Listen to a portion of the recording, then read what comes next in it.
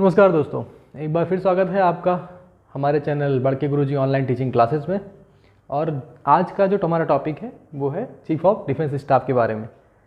ठीक है, तो आइए इसके बारे में थोड़ा डिटेल से जानेंगे कि क्या है चीफ ऑफ डिफेंस स्टाफ और अभी हाल ही में किसे नियुक्त किया गया, और इसके बारे में जो भी जानकारी है, छोटी से छोटी जानकारी और बड़ी से बड़ी जानकारी जो आपके एग्ज़ाम पॉइंट ऑफ व्यू से इम्पॉर्टेंट है।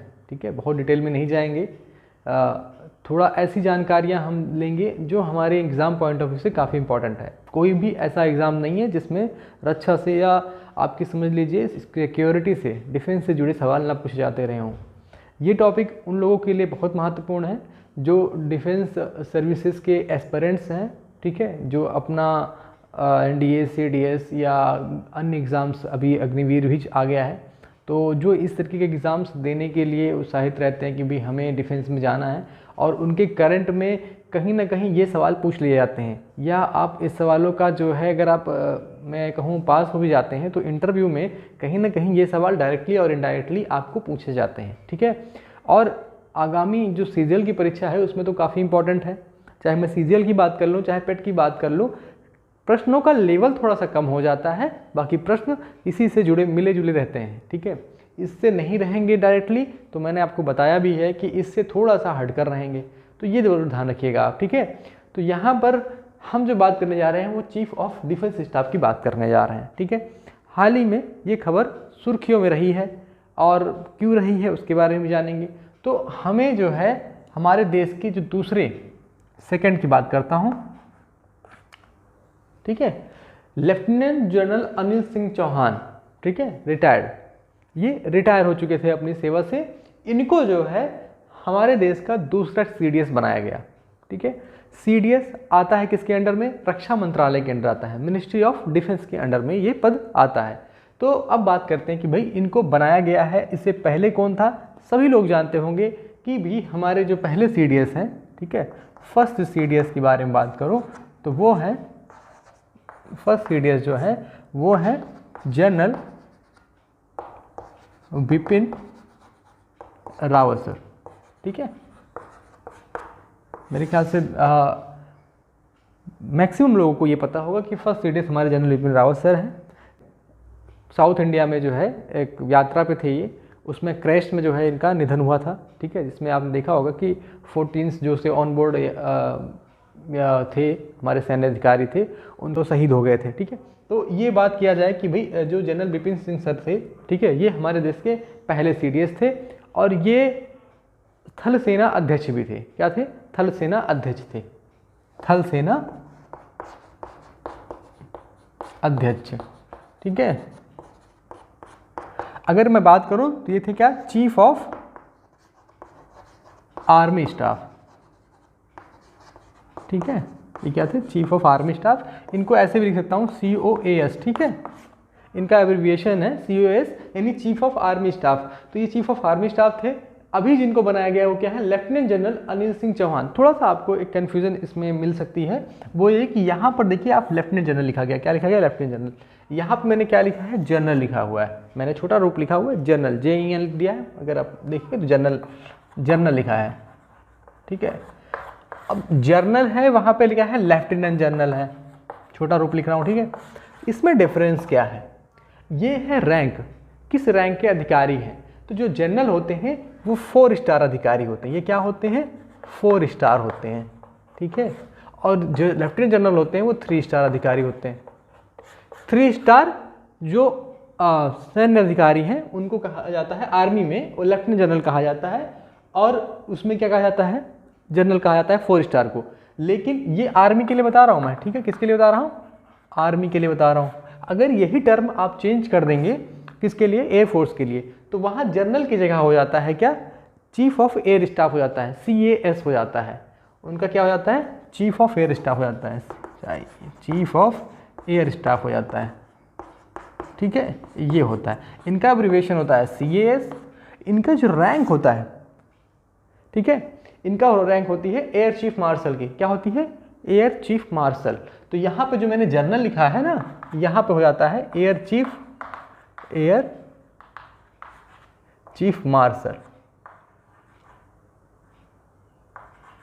ठीक है, और अगर इनके 3 स्टार की बात करेंगे तो उनका हो जाता है एयर मार्शल। क्या होता है? एयर मार्शल होता है। सेम नेवी में भी चेंज आता है। अगर नेवी में जाएंगे आप तो आपको नेवी में देखने को मिलेगा chief of naval staff, chief of naval staff, इनको हम कह सकते हैं CNS, ठीक है, चीफ ऑफ नेवल स्टाफ। तो यहाँ ये एब्रीविएशन है इनके, और इनकी रैंक्स अलग अलग हैं। हालांकि और भी रैंक्स हैं, ठीक है, तो ये सैन्य अधिकारियों की रैंक अलग अलग है। हालांकि हमारे जो दोनों सीटें सभी हमें मिले हैं वो कहाँ से मिले हैं? आर्मी से ही मिले हैं। तो हमने यहाँ पर आपको आर्मी का ही जिक्र किया है। तो ये जब भी ध्यान रखिएगा, लेफ्टिनेंट जनरल जब भी आपके दिमाग में आए तो आप ये ध्यान रखिएगा कि भाई वो 3 रैंक का अधिकारी, 3 स्टार का अधिकारी है, ठीक है। अनिल सिंह चौहान जी ये रिटायर हो चुके थे, ठीक है। इनको इनकी सर्विस में रहते हुए, कुछ इनकी उत्कृष्ट सेवा को देखते हुए, ठीक है, इनके कार्य को देखते हुए इनको कुछ मेडल से सम्मानित किया गया है, ठीक है। तो इनको कुछ मेडल जो इनको सम्मानित किया गया है वो है क्या से? देखिए मैंने PVSM, UYSM, AVSM, SM और VSM यहाँ कुछ एब्रीविएशंस लिखे हैं। इनका थोड़ा मतलब मैं आपको समझा देता हूँ क्या होता है। कुछ लोग जानते होंगे, जो लोग नहीं जानते उसके बारे में मैं थोड़ा सा आपको बता देता हूँ क्या है ये, ठीक है।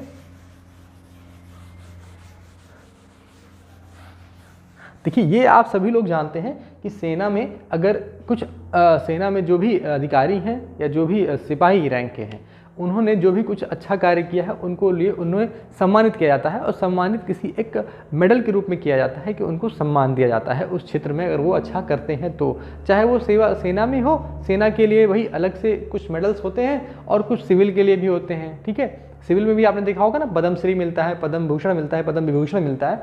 तो इसी तरीके से यहाँ पर भी कुछ मेडल्स हैं जो सेना में अगर आप कार्य करते हैं, सेना में उत्कृष्ट कार्य करते हैं तो उसके लिए मिलता है। देखिए PVSM यहाँ पर मिलता है। PVSM का मतलब होता है परम विशिष्ट सेवा मेडल। सीधा सा मतलब है PVSM। UYSM उत्तम, यू का मतलब होता है उत्तम युद्ध सेवा मेडल, ठीक है। बात कर लें हम AVSM की, तो AVSM का मतलब होता है अति विशिष्ट। क्या होता है? अति विशिष्ट सेवा मेडल की, ठीक है। चलिए बात करें हम किसकी? SM की, तो ये होता है सेना मेडल। सेना मेडल होता है, सेवा मेडल नहीं, सेना मेडल होगा, ध्यान रखिएगा, ठीक है। VSM की बात करें तो ये होता है विशिष्ट सेवा मेडल, विशिष्ट सेवा मेडल, ठीक है, ये होता है ये। तो यहाँ पर ये हमने आपकी चारों को जो है डाउट क्लियर कर दी कि इनको क्या क्या मिला था। बहुत ईजी है। PVSM आपको याद रखना भी चाहें तो PVSM परम विशिष्ट, अति विशिष्ट और VSM, ये 3 मेडल तो आपको ऐसे याद आते हैं। UYSM और SM, यानी 2 SM आप यहाँ से समझ लीजिए कि एक SM था सेना मेडल, सेवा मेडल नहीं होगा, वो सेना मेडल होगा, ध्यान रखिएगा।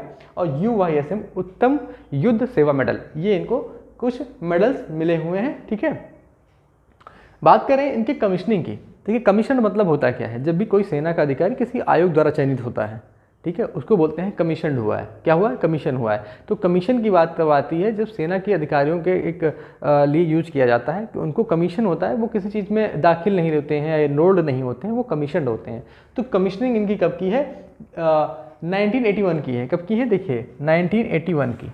1981 में ये जो है सेना में दाखिल हुए थे, और किसमें? 11 गोरखा राइफल, ठीक है, 11वीं गोरखा राइफल्स में इनको कमीशन मिला था 1981 में भारतीय सेना में, ठीक है।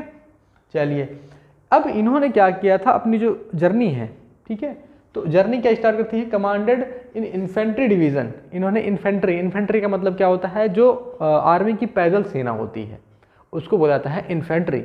तो इन्फेंट्री को इन्होंने कमांड किया हुआ है।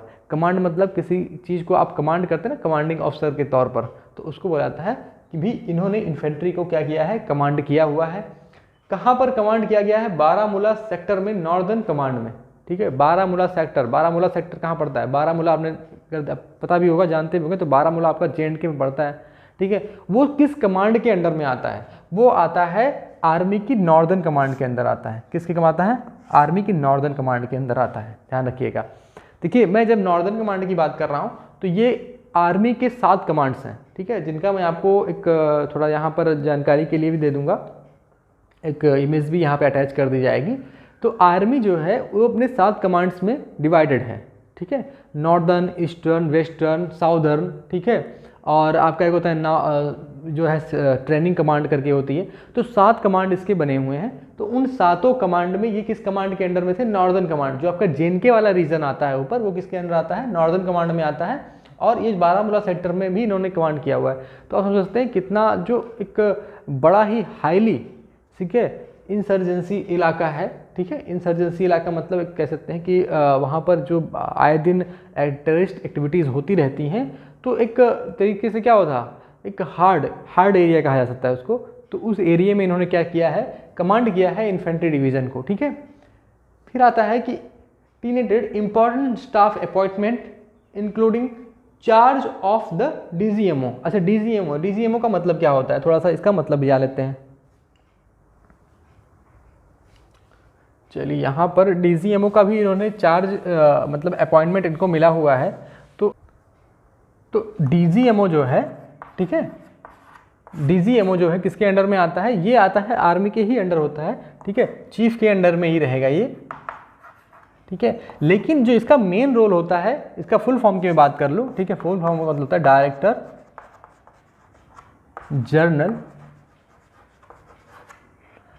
जनरल ऑफ मिलिट्री ऑपरेशन, ठीक है।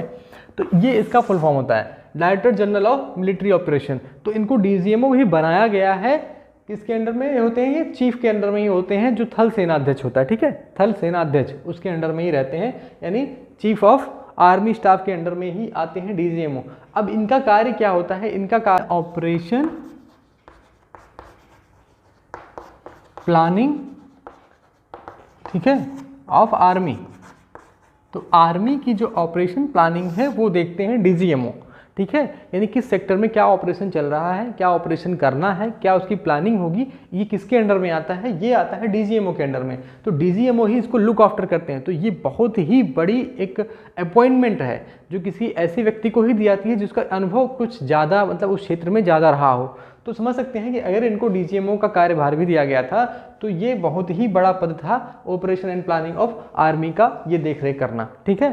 तो कहीं ना कहीं इनको ये इस बात के लिए भी ये जो है स्टाफ अपॉइंटमेंट मिली थी, किसके लिए? डीजीएमओ की स्टाफ अपॉइंटमेंट इनको दी गई थी, ठीक है। चलिए बात करते हैं served UN mission in Angola. देखिए, यूएन का एक मिशन है, उस पर भी हम कभी चर्चा करेंगे डिटेल में। वो बहुत ही पीस कीपिंग मिशन चलता है। यूएन की अपनी कोई सेना नहीं है, वो उनके क्या होते हैं, बाकी कंट्रीज़ को बुलाते हैं, ठीक है। जो एक पीस कीपिंग का मतलब आप समझ सकते हैं कि भाई शांति रखना, पीस कीपिंग की मतलब रखना, और पीस मतलब क्या? शांति। तो शांति बनाए रखने के लिए विश्व में वो लोगों को जो है सेनाओं को बाहर से आती हैं, ठीक है, वहाँ पर वो जो पर्टिकुलर एरिया है जहाँ पर सिविल वार जैसी स्थितियाँ छिड़ी हुई हैं वहाँ पर रखते हैं और देखते हैं, वहाँ की स्थिति को नियंत्रण करने का प्रयास किया जाता है, ठीक है।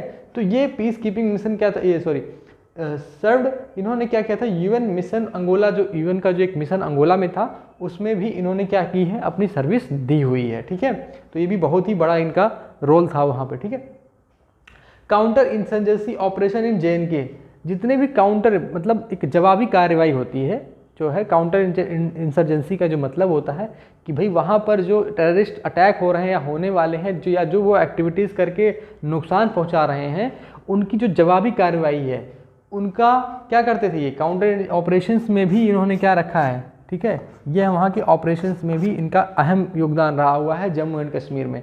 क्योंकि आपने देखा होगा कि जो जम्मू एंड कश्मीर का एरिया है वो कुछ ज़्यादा ही क्या है, जो एक देखा जाए कि आतंकवादियों से कुछ ज़्यादा ही प्रभावित एरिया है, ठीक है। वहाँ पर इस तरीके की जो एक्टिविटीज़ हैं वो होती ही रहती हैं।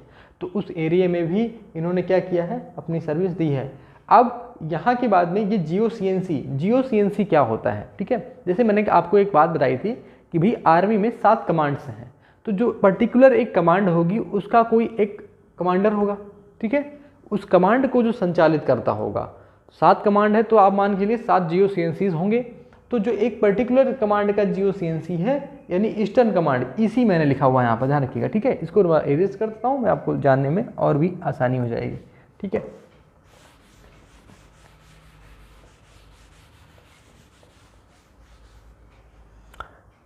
चलिए तो बात करते हैं GOC/NC की। GOC/NC मतलब होता है, ठीक है, जनरल ऑफिसर कमांडिंग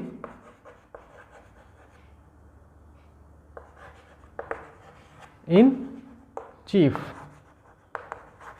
चलिए तो general officer commanding in chief, GOC/NC का फुल फॉर्म मैंने आपको बताया है। कमांडिंग इन चीफ का मतलब क्या हो गया भाई कि वहां पर जो एक कमांड है, उस कमांड को, पर्टिकुलर कमांड को, कौन सी कमांड को, ईस्टर्न कमांड को, ईस्टर्न कमांड,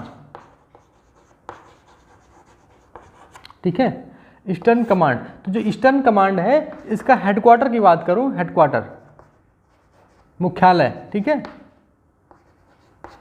इसका जो मुख्यालय है, हेडक्वार्टर का मतलब होता है मुख्यालय, इसका मुख्यालय कोलकाता में है। कहाँ पर है? कोलकाता में है। कोलकाता, कलकत्ता,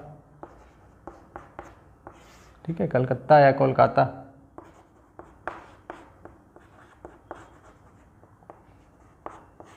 चलिए ठीक है, जो भी आपके हिसाब से सुटेबल पड़े। तो हेडक्वार्टर क्या है, मुख्यालय कहाँ पड़ता है आपका? वेस्ट बंगाल। कोलकाता कहाँ आता है? वेस्ट बंगाल में आता है। तो जो कलकत्ते का आपका क्या था, यहाँ पर जो था इनका जो मुख्यालय था, वहाँ पर क्या बने, ये इस ईस्टर्न कमांड के GOC/NC बने, यानी कि तरीके के चीफ बने उस कमांड के, ठीक है। तो आप सोच सकते हैं कि एक पर्टिकुलर एक कमांड को इन्होंने क्या किया हुआ है, वहाँ पर उसका संचालन किया हुआ है, ठीक है। फिर था, ये रिटायर्ड कब होते हैं? ये बनते हैं कब? 31 सितंबर 2021 को रिटायर्ड होते हैं 3 स्टार ऑफिसर। मैंने क्या बताया था, क्योंकि वहाँ पर ये क्या, एज अ लेफ्टिनेंट जनरल, जब ये इस कमांड की वो अपने पास पदभार लेते हैं तो लेफ्टिनेंट जनरल के रूप में लेते हैं, ठीक है। किसके रूप में लेते हैं? लेफ्टिनेंट जनरल के रूप में। तो एज अ लेफ्टिनेंट जनरल क्या करते हैं, ये रिटायर्ड भी हो जाते हैं। तो कब होते हैं ये? 31 मई 2022 को, ठीक है, 31 मई 2022 को ये क्या होते हैं, रिटायर हो जाते हैं। रिटायर होने के बाद में भी इसमें सुरक्षा परिषद में भी ये एक सलाहकार के रूप में नियुक्त होते हैं। उसके बाद में 7 जून को, ठीक है, अगर मैं बात करूं, 7 जून को रूल चेंज किया गया, क्योंकि जब इनका नाम शॉर्टलिस्ट किया गया, या हो सकता है कि इनके नाम पे चर्चा हुई हो कि नहीं, अनिल सिंह चौहान जी का जो ट्रैक रिकॉर्ड है वो काफ़ी बेहतर है और वो रिक्वायरमेंट मीट करता है क्या बनने के लिए? CDS बनने के लिए, ठीक है। तो जो अगर CDS बनने के लिए जो इनकी रिक्वायरमेंट होती है, वो होती है सेम जो आपके ये अध्यक्ष होते हैं तीनों सेनाओं के। तो जब तीनों सेनाओं के अध्यक्ष के मैंने बारे में बता दिया, chief of army staff, chief of naval staff और चीफ ऑफ एयर स्टाफ। चलिए, तो मैंने यहाँ क्या आपको लिख दिया, चीफ ऑफ आर्मी, नेवी और एयर स्टाफ। तो इन्हीं के इक्विवेलेंट ही उसको क्या मिलती हैं, सुविधाएं भी मिलती हैं, उन्हीं के इक्विवेलेंट क्या मिलता है उनको, जो भी वेतन है वो भी मिलता है। तो यहाँ पर जब ये बात आती है कि भाई अब हमें बनाना है क्या, इनको अनिल सिंह चौहान जी को बनाना है, चूँकि ये रिटायर हो चुके थे। ध्यान रखिएगा, यहाँ डेट क्या मैंने बताई आपको, 31 मई को रिटायर हो गए थे, 7 जून को रूल चेंज किया जाता है, ठीक है। कैबिनेट की बैठक में ये रूल चेंज किया जाता है कि जो पहले रूल था, पहले नियम क्या थे कि जो आपके ये सेना अध्यक्ष हैं, ये तीनों, ठीक है, यही एलिजिबल थे किसके लिए? ये एलिजिबल थे CDS के लिए। यानी कि सेना के 4 स्टार, ये लोग क्या हैं, ये 4 स्टार है ना, ये 4 स्टार है। तो जो सेना के 4 स्टार सैन्य अधिकारी हैं, वही किसके लिए एलिजिबल थे? CDS बनने के लिए। लेकिन अब जब 7 जून को नियम चेंज किया गया, वो नियम क्या बना दिया गया कि नहीं, अगर कोई रिटायर्ड अधिकारी भी है 3 रैंक का, ठीक है, 3 रैंक या 3 स्टार अधिकारी है, सॉरी रैंक नहीं, 3 स्टार अधिकारी है, तो इसका 3 स्टार में आपको आर्मी का तो मैंने बता ही दिया था। आर्मी के क्या हो गए भाई? लेफ्टिनेंट जनरल हो गए, ठीक है। यानी यहाँ पर लेफ्टिनेंट जनरल रैंक का भी अगर कोई है, या इसमें CNS में होता है क्या आपका, वाइस एडमिरल, क्या होता है, वाइस लिख दिया मैंने, वाइस एडमिरल, ठीक है। तो वाइस एडमिरल अगर है, यहाँ पर अगर कोई एयर मार्शल है, ठीक है, और ये रिटायर हो चुका है, ये क्या हो चुके हैं, रिटायर हो गए हैं, तब भी ये क्या बन सकते हैं, ये भी आपके CDS बनाया जा सकता है इनको भी। तो जब ये नियम का बदलाव किया गया, पहले नियम के अनुसार ये नहीं बन सकते थे, लेफ्टिनेंट जनरल अनिल सिंह चौहान जी नहीं बन सकते थे। लेकिन इस नियम में क्या किया गया, बदलाव किया गया, तो दायरा क्या हो गया और बढ़ गया। उसके बाद हमें और विकल्प मिल गए कि इन लोगों में से भी हम नाम पिकअप कर सकते हैं। तो वहाँ पर किसका नाम आता है, लेफ्टिनेंट जनरल अनिल सिंह चौहान जी का नाम आता है कि भाई इनको बनाया जाना चाहिए। तो अब क्या होता है कि इनको क्या बनाया गया भाई, CDS बनाया गया। कहाँ से उठा करके, 3 स्टार रैंक अधिकारी से उठा करके, रिटायर भी हो गए थे और वहाँ से ला करके इनको CDS के पद पर बिठाया जाता है। ठीक है, कब, देखिए ये आपके 28 अपॉइंटमेंट कब होता है इनका, 28 सितंबर 2022 डेट याद रखिएगा। ठीक है, आपको पता होना चाहिए कि कब इनको नियुक्त किया गया है, पूछ लेगा 28 सितंबर 2022 को किसे नियुक्त किया गया था। ठीक है, दूसरे CDS कौन थे, इस तरीके से भी क्वेश्चन बन सकते हैं। ठीक है, और मेन जो इसमें का इंपॉर्टेंट टॉपिक रहता है वो यही रहता है कि भाई इनमें जो ये थे, ये लेफ्टिनेंट जनरल थे, यहाँ पे लेफ्टिनेंट हटा सकता है वो। ठीक है, क्या कर सकता है, लेफ्टिनेंट हटा सकता है, जनरल लिख देगा या लेफ्टिनेंट जनरल लिख देगा, तो वो किस तरीके से आप कंफ्यूज करने का वहाँ प्रयास किया जाएगा। मैंने कहा पेट के क्वेश्चन से तो नॉर्मल क्वेश्चन है कि सेकंड CDS कौन बनाया गया हाल ही में, ठीक है, या किस डेट को बनाया गया, वो भी क्वेश्चन एक सीधा सीधा बन सकता है। लेकिन जहाँ पर इस तरीके के क्वेश्चन नहीं होंगे, CGL में मान लीजिए आपको क्वेश्चन पूछा जाता है, तो वहाँ पर ये चारों विकल्प दे दिया जाएगा, बट आपको ये कन्फ्यूजन दे दी जाएगी, लेफ्टिनेंट जनरल था या जनरल था, ठीक है, या वाइस एडमिरल थे, क्योंकि उसमें तो होंगे नहीं, ये आर्मी की रैंक है। ठीक है, तो ये चीज़ों का आप विशेष ध्यान रखिएगा। ठीक, अब जबकि इनको बना दिया गया है तो ये कार्य कहाँ करेंगे। ठीक है, इस बारे में थोड़ी सी चर्चा करते हैं कि भाई ये इनका कार्य कहाँ होगा, क्या कार्य करेंगे।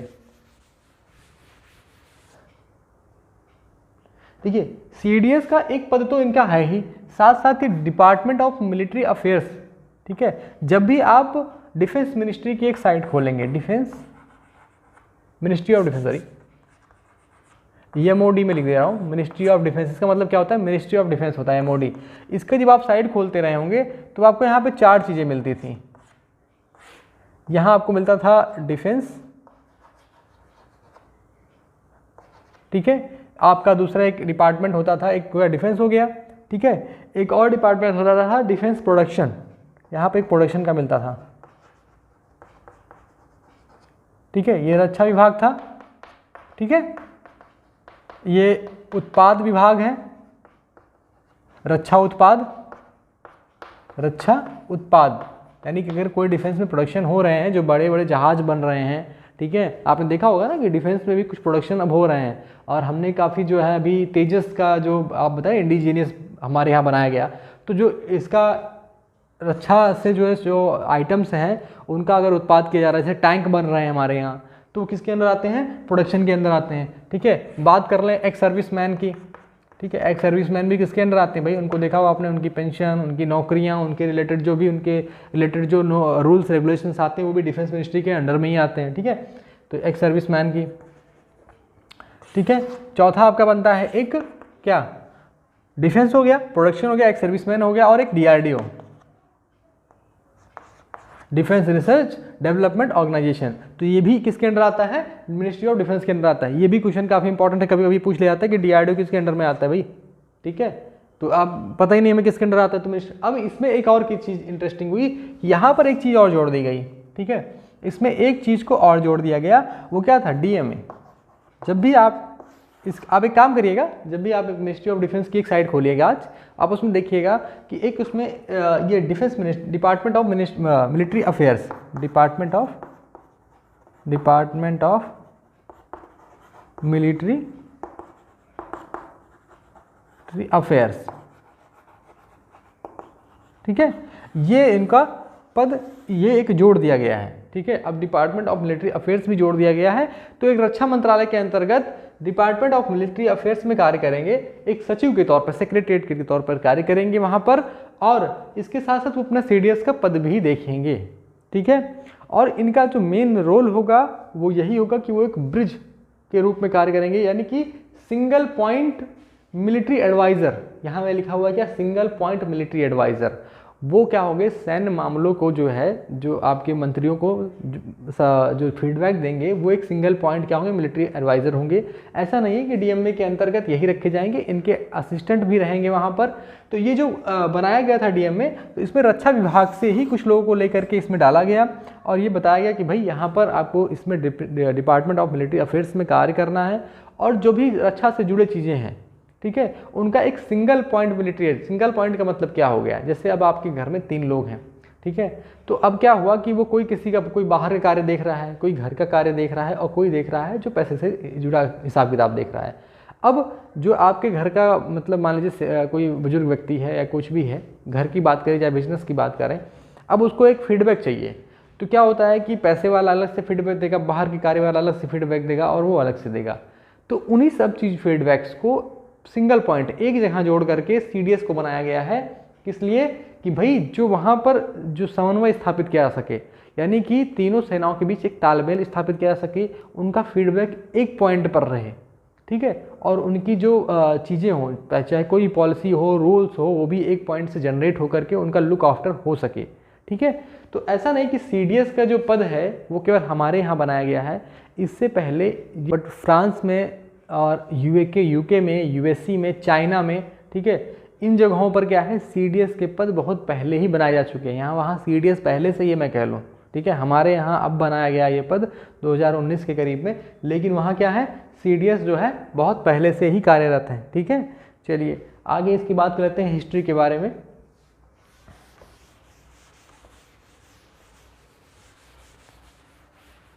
यहाँ पर आपकी इतनी जानकारी तो हो ही गई है, तो अब थोड़ी सी जानकारी ऐसी ले लेते हैं कि भाई क्यों ज़रूरत पड़ी इसको बनाने की, ठीक है। क्वेश्चंस मैंने आपको बताए थे कि कहाँ कहाँ से बन सकते हैं, तो डिफेंस और मैंने डिपार्टमेंट ऑफ मिनिस्ट्री अफेयर्स के भी 1-2 क्वेश्चन आ जाते हैं कि किसके तहत काम करें, किसके अंडर में काम करेंगे, ठीक है।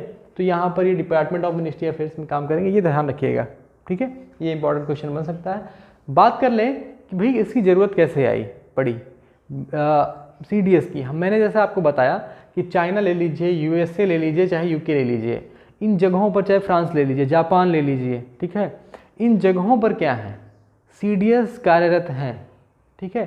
CDS का मेन कार्य था कि जो तीनों सेनाओं के सेनाध्यक्ष हैं वो क्या थे, वो जो अधिकारी मतलब मिनिस्ट्री के मंत्रालयों के जो मंत्री हैं उस विभाग के, उनको क्या है अलग अलग फीडबैक जो जाता था वो क्या है एकीकृत फीडबैक अब जाएगा, ठीक है। उनमें एक समन्वय और तालमेल बढ़ाना था, ठीक है। कोई भी ऐसा जो हमारे यहाँ मान लीजिए कि भी कोई डील हो रही है, तो उस डील में नेवी को क्या उस डील का फ़ायदा होने वाला है, या एयरफोर्स को क्या फ़ायदा होने वाला है, या आर्मी को क्या फ़ायदा होने वाला है, तो उस डील उसको मद्देनज़र रख के उस डील का क्रियान्वयन करना, ठीक है, वो किसके अंडर में आएगा, वो आएगा भाई इसके, उसको प्राथमिकता दी जानी चाहिए, नहीं दी जानी चाहिए, तो CDS उसको लुक आफ्टर करेगा।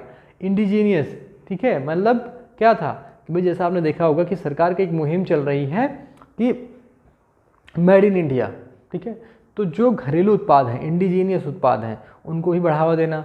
रक्षा उत्पाद हम सबसे ज़्यादा एक्सपोर्ट करते हैं, इंपोर्ट करते हैं सबसे ज़्यादा, उसको मद्देनज़र रखते हुए कि एयरफोर्स को कितना जाना है, आर्मी को कितना जाना है, और नेवी को कितना जाना है, और हमारे जो घरेलू उत्पाद हैं उन पर भी फोकस करना।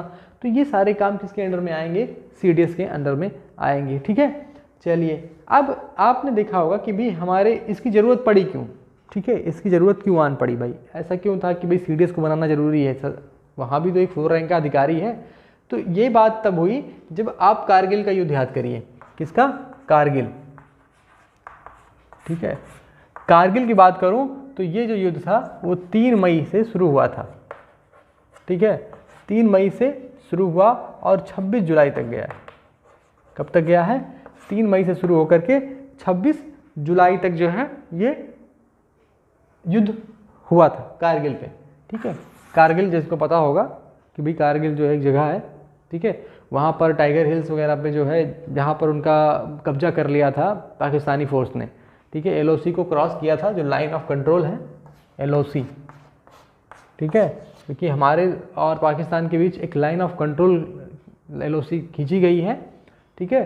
तो जो लाइन ऑफ कंट्रोल को क्रॉस करके उन्होंने कुछ पहाड़ियों को वहाँ पर क्या कर लिया था, कब्जा कर लिया था, उस पोस्ट को कब्जा किया था। तो जो यहाँ पर आप देखेंगे कि भाई उस समय जो उनके तत्कालीन डिफेंस मतलब सेना प्रमुख थे वो थे परवेज मुशर्रफ, ठीक है, जिनका ट्रैक रिकॉर्ड बहुत ही ख़राब था। हालांकि उस समय एक समस्या क्या हुई थी कि ऐसा माना जाता है कि कहीं ना कहीं जो है तीनों सेनाओं में तालमेल का अभाव हो गया था। तीनों सेनाओं, हालांकि नेवी का उतना ज़्यादा रोल तो नहीं था, लेकिन एयरफोर्स और आर्मी की जो चीज़ें थी उसमें थोड़ा सा अभाव देखने को मिला। ये बनी 1999 में, ठीक है, के सुब्रमण्यम,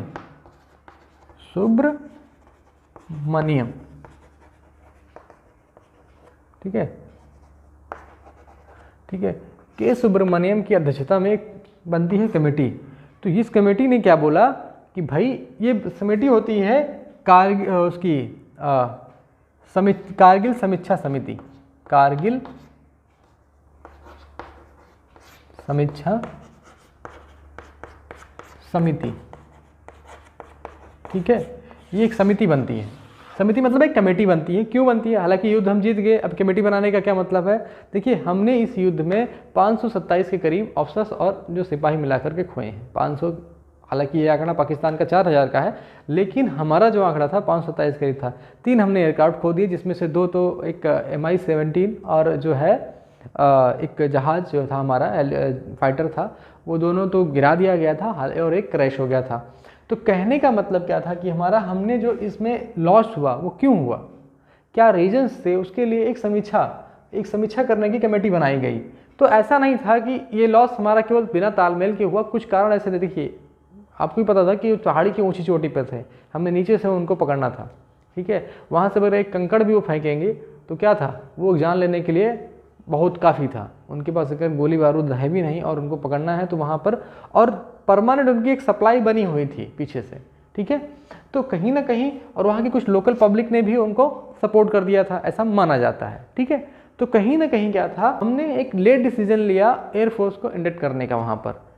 वहाँ पर एयरफोर्स को भेजने का डिसीजन था, 3 मई से चल रहा था, और 24-25 मई के करीब में जो है एयरफोर्स को भेजा गया या भेजने का निर्णय लिया गया। ये कंफर्म नहीं हो पाता क्योंकि उस समय LOC के आप अगर एयरफोर्स को भेजते भी तो हो सकता था स्थिति कुछ और बड़ी, या जो सिक्योरिटी काउंसिल कमेटी थी, ये सिक्योरिटी की जो काउंसिल कमेटी थी, उन्होंने वही निर्णय लिया कि नहीं, हम एयरफोर्स को भी नहीं भेजेंगे, आर्मी इस सिचुएशन को हैंडल कर लेगी, ठीक है। पर कहीं ना कहीं जो ऑन ग्राउंड सिचुएशन थी वो बहुत ही जटिल थी, क्योंकि वो काफ़ी ऊपर थे और हम काफ़ी नीचे थे। उसमें आपने सुना भी होगा कि बोफोर्स ने एक महत्वपूर्ण भूमिका निभाई थी। जो बोफोर्स, एक अभी बोफोर्स घोटाला भी आप सुनते हैं, लेकिन भाई घोटाला हुआ जो हुआ, लेकिन अगर मैं बात करूं कि बोफोर्स की, तो जो बोफोर्स है उसने भी सबसे बड़ी भूमिका बोफोर्स ने निभाई है उस युद्ध को जिताने में।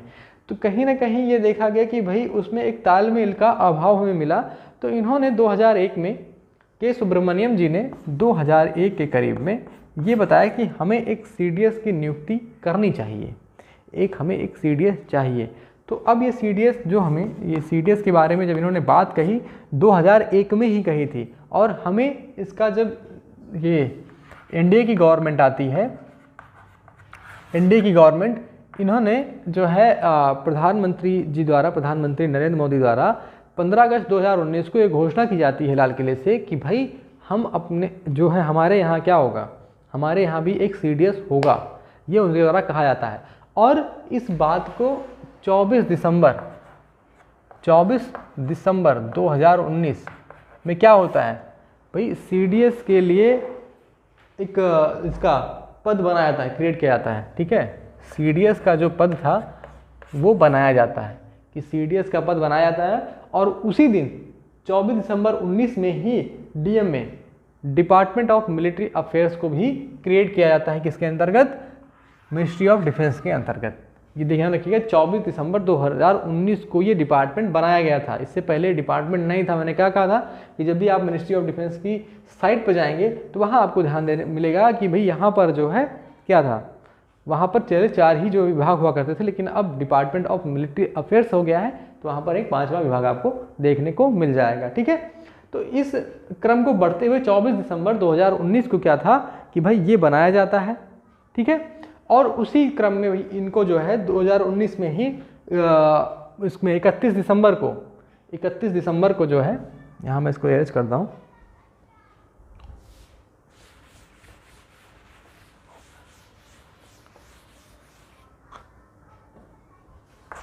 31 दिसंबर को जो है क्या हुआ था, 31 दिसंबर को 19 में, ठीक है, जनरल बिपिन रावत जी को, ठीक है, बिपिन रावत जी को क्या बनाया जाता है, CDS बनाया जाता है, ठीक है।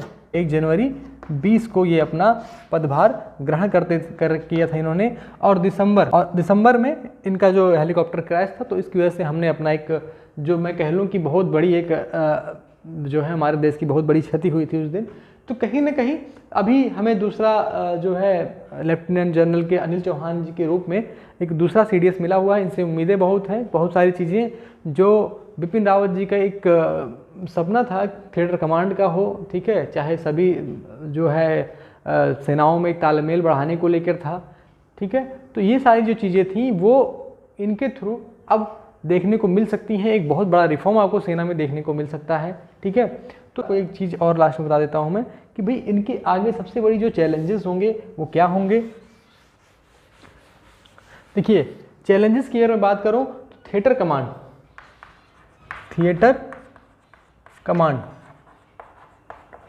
कमांड के बारे में छोटा मोटा मैं आपको जानकारी दे देता हूँ। थिएटर कमांड था कि एकीकृत कमांड था। जैसे हमने क्या बताया आपको, आर्मी के 7 कमांड है, नेवी के भी कमांड्स हैं, और किसके कमांड्स हैं, जो है एयरफोर्स के, ठीक है। आर्मी, नेवी और एयरफोर्स तीनों के कमांड्स हैं। आर्मी के साथ टोटल 17 कमांड्स हैं, ठीक है। कितनी हैं? टोटल 17 कमांड्स हैं। इनको क्या था कि भाई हमें एकीकृत करना है इन कमांड्स को। एक मतलब जैसे होता है ना कि जैसे साउदर्न कमांड होंगी तो तीनों सेनाओं की एक ही कमांड रहें, ठीक है। वेस्टर्न में तीनों सेनाओं की एक ही कमांड रहें। तो इनको जो 7 कमांड्स में एक तरीके से कहूँ बटोरना था या इकट्ठा करना था, ठीक है, वो एक बहुत ही बड़ा चैलेंज था, क्योंकि हर एक की अपनी अपनी अलग अलग रिक्वायरमेंट्स हैं, अलग अलग चीज़ें हैं। तो वहाँ पर ये देखना बहुत ही इंपॉर्टेंट बनता था कि क्या ये जो चीज़ उन्होंने बेड़ा उठाया था बिपिन रावत जी ने, तो अनिल चौहान जी से भी ये उम्मीद रहेगी कि भाई क्या इन चीज़ों को वो अपने समय, अपने कार्यकाल में पूरा कर पाते हैं या नहीं। तो ये बहुत ही बड़ा एक टॉपिक था। चाहे आज आप ले लीजिए कि यूक्रेन का युद्ध चल रहा है, चाहे अभी एक डिफेंस एक्सपो होने वाला है गांधीनगर में, अग्निवीर जो एक नई स्कीम आई है, उसके क्या फ़ायदे क्या नुकसान हो सकते हैं और वो कैसे डील किया जाएगा इस डिफेंस में, उनको कैसे डील किया जाएगा, किस तरीके से उसके क्या क्या चीज़ें हो सकती हैं। हालांकि इनके बहुत ही पॉजिटिव उनका भी रिस्पांस रहा है। अभी इन्होंने कल ही अपना एक भाषण दिया था और उन्होंने कहा था कि हम साथ मिलकर लड़ेंगे और जीतेंगे। तो कहीं ना कहीं उनके अंदर वो जज्बा और जोश दिखता है जो हमारे एक नए CDS के अंदर में होना चाहिए था। और कहीं जो इनकी उपलब्धियाँ हैं उनसे आप लेफ्टिनेंट जनरल अनिल सिंह चौहान जी को कम नहीं आंक सकते, ठीक है। तो फिलहाल आज की जानकारी में इतना ही। मिलते हैं अगले वीडियो में, तब तक के लिए जय हिंद, जय भारत। वीडियो पसंद आई हो तो आप लाइक कर सकते हैं, शेयर कर सकते हैं और सब्सक्राइब कर सकते हैं चैनल को। धन्यवाद।